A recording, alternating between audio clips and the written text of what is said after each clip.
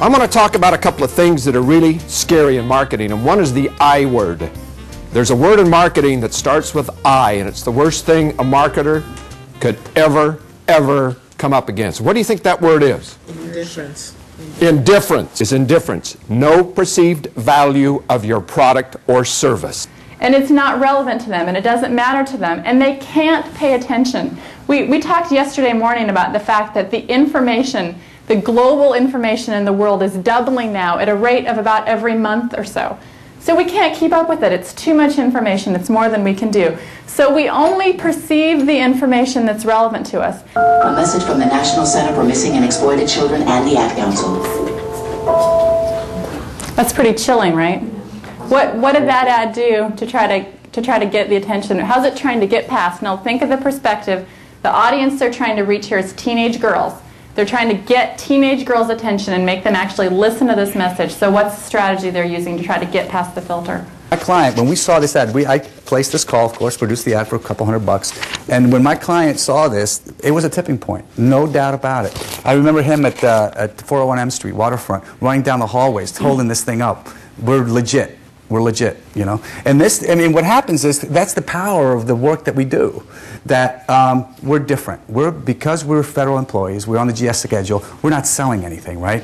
We don't sell. Private sector sells things. I would disagree. I do think we sell. I mean, I think we're selling ideas, we're selling programs, we're selling initiatives, we're selling issues, we're selling internally, et cetera. So we have to, as communicators, see ourselves as salespersons, period. And we just happen to use the mass media or the internet, et cetera, to do that selling. We are salespeople, first and foremost. And we owe it to our program offices and our office directors and our AAs and our administrators, et cetera, to think of ourselves that way. That's the first thing. The other misconception is, you know, Energy Star's been enormously successful because it's got X million dollars a year to spend.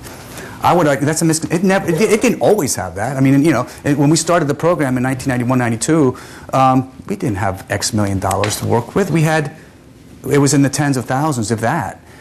So it does not take a lot of money to make something happen. Yeah. Well, it is actually, it's cute, it is appealing, it does raise attention, it is technically correct, 160 is right on the face there, that's good, okay? But they realized that they were going after too much of a cute approach for a fairly serious subject. After looking at the different segments that could be used and looking at which ones were most at risk and why were they most at risk and the fact that they could potentially infiltrate other audiences, they went with an audience called boomburbs. So in that sense, it was a very different thing for them to do. Now imagine structurally, internally, management-wise, what kind of a sell that would be. To say, we now got to go talk to somebody we've never talked to before. What kind of reception will that get? Well, it's very important to realize that what made it possible to do that was two things. One, include them from the beginning and inform them along the way, ask their opinions, continue to visit with them, and number two, do research.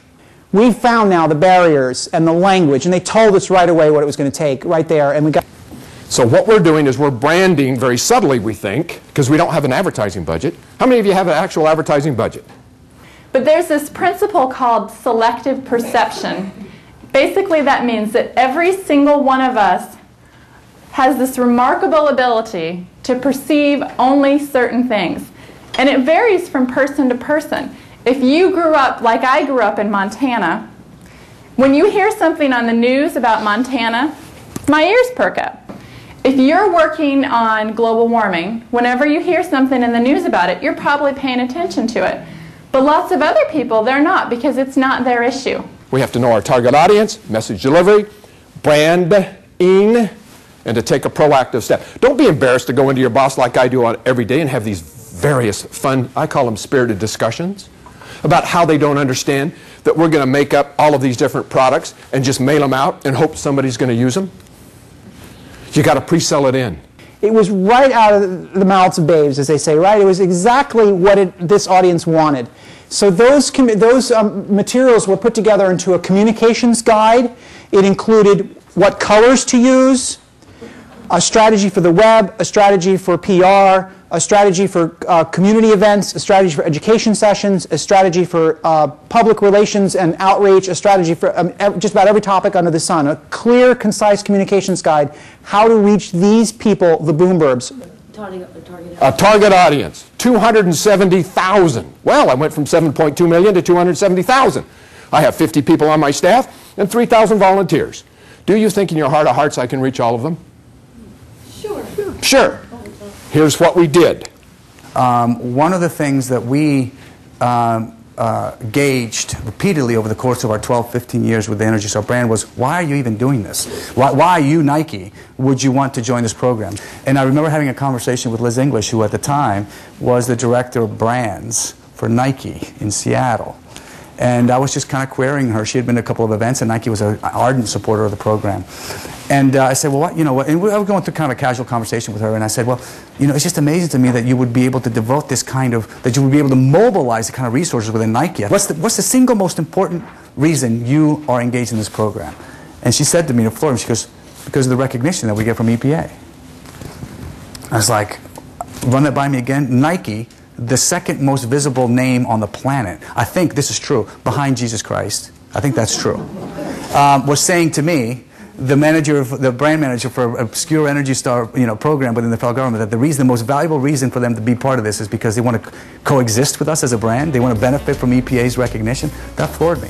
So my point is, do not underestimate the value of the recognition that you as marketers can deliver on behalf of your stakeholders by being where you are.